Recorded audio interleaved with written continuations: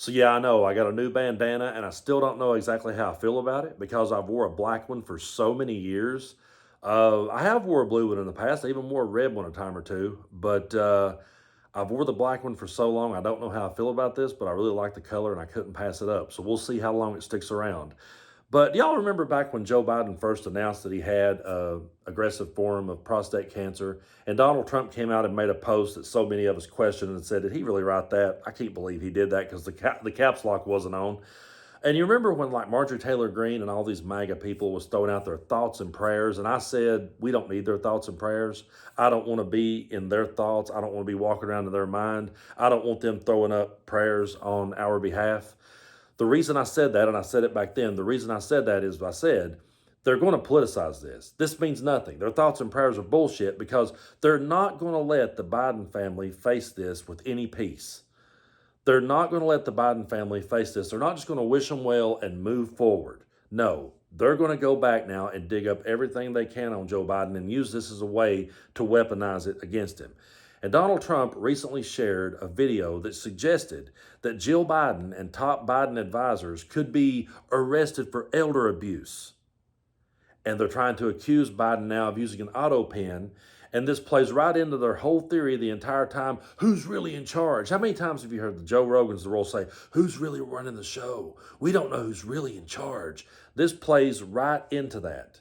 And this is the direction they're going to take this. Instead of letting the Biden family deal with this at a very difficult time in their family, they're going to politicize it. And now that's all that's going to be in the news is them talking about what did they know? How long did they know this?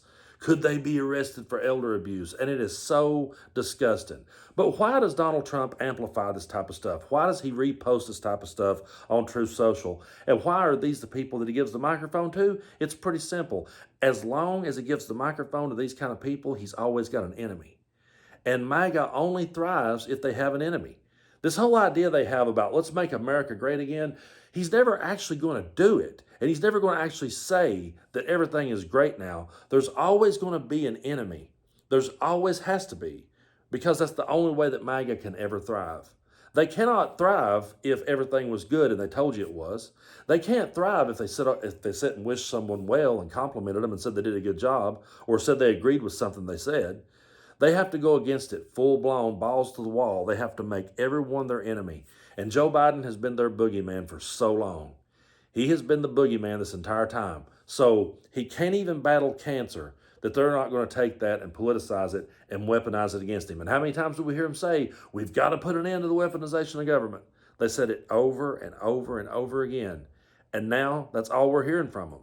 And Jesse Waters on Fox News said they were loving it. They were absolutely enjoying every minute of this. They're loving getting their revenge. And how many times did I sit here and say it's going to be a revenge presidency?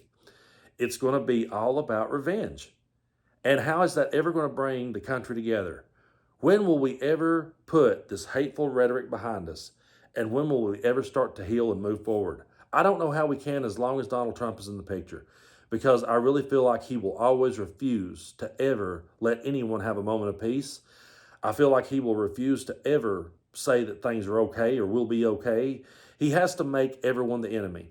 When he talks about people coming to this country, he don't say what I think, which I look at it this way. When I see people coming to this country to make a better way for themselves, that's exactly what I see. And I don't sit and accuse them of things that I have no proof or evidence to accuse them of. But everyone, according to Trump, everyone coming across the border, they're all criminals. They're gang members. They're violent people. They're coming from prisons. They're coming from mental institutions. And he never has to actually back up any of that with facts. Again, he doesn't have to back up any of those things. All he has to do is throw it out there, and he knows if he throws it out there, it will absolutely stick with MAGA, because that's the type of rhetoric they latch onto. So everyone is always going to be the deep state. Everyone's always going to be the radical left. I mean, when someone says to me that Joe Biden is radical left, I laugh out loud and I say to myself, okay, you're new here. You just came into politics when Donald Trump made it cool for you. You stopped watching your reality shows and you thought that the country could be ran like a reality show now.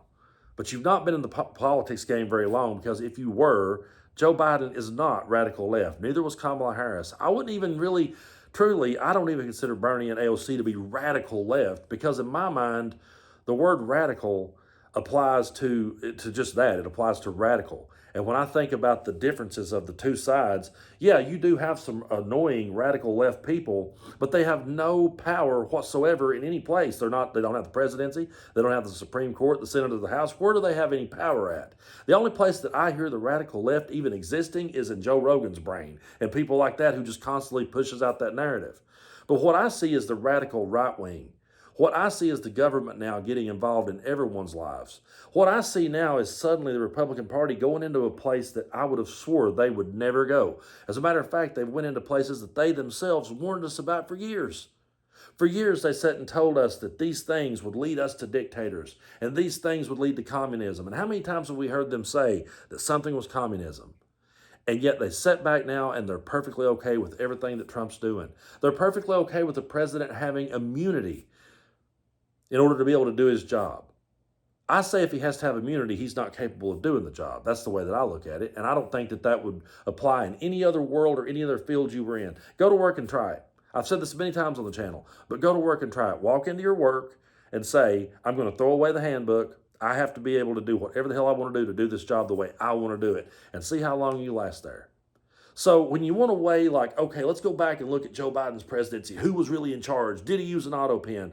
Okay, even if you're going to sit and ask those type of ridiculous questions, and even if that's the hill you choose to die on, it's peanuts compared now to what Trump is doing.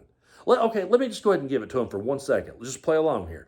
Let's go ahead and give it to him that Joe Biden was not in charge, that he just stayed in bed all day, and that someone else was doing all of that.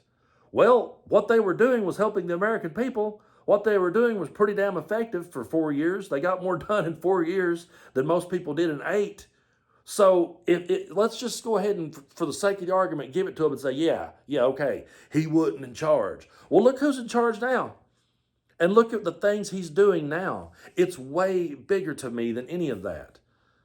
But I know that Joe Biden was in charge, and I know that he was a good president. I know that he's a good man who's now battling an aggressive form of prostate cancer and should be allowed to do so in peace without these people politicizing it, throwing out their bullshit conspiracies, suggesting locking up his wife. I mean, it's so insane. And my grandpa used to quote the Bible, and he said it different. In the Bible, it says there will be people who will strain at a gnat and swallow a camel. My grandpa always said gag at a gnat and swallow a camel. But the analogy was there were people who would look over and be disgusted by something so small, and then they would just accept something so big and so drastic. And that's what we're seeing. To everybody that's going back and picking on Joe Biden over anything, it is complete peanuts. It's minuscule compared to the disaster that is Donald Trump and the things that he's pushing through, and the fact that he is just erasing our Constitution and ignoring the Supreme Court, ignoring every court in the land, just running like a bull in a china shop. And people wants to go back and pick on Joe Biden now that he's got cancer? They want to suggest locking up his wife? These people are flat out evil. I'm just going to say it. Donald Trump, his entire family, and everybody behind Project 2025, all of them are fucking evil. And I'm agnostic, okay? I'm agnostic. I'm really not a person that believes in heaven and hell, but if there was anything in this world spawned right out of Satan, it's MAGA. It truly is, because I've never seen people that will go to the lengths to be as disgusting as they are and be proud of it. It's something that it's going to take years, and I worry about my younger children. I worry about all my children, but I worry about the younger ones. I worry about my grandson coming up in a time where they're going to look at that and go, that's what a president does. I'll be here to say that's not what a president is supposed to be doing, but I just really hate that my children had to come up in this time. And that people like us has to work overtime to explain that this ain't normal, that this ain't right, that this isn't how you treat people, this isn't how you talk to people, this isn't the way you lead a country. But I will not shut up, folks. I won't. As long as there's a breath in my lungs, I'll be calling out this bullshit. And if nothing else, I just want my channel to stand when I'm dead and gone as something my grandkids can look at and say, well, my granddad didn't fall for that shit.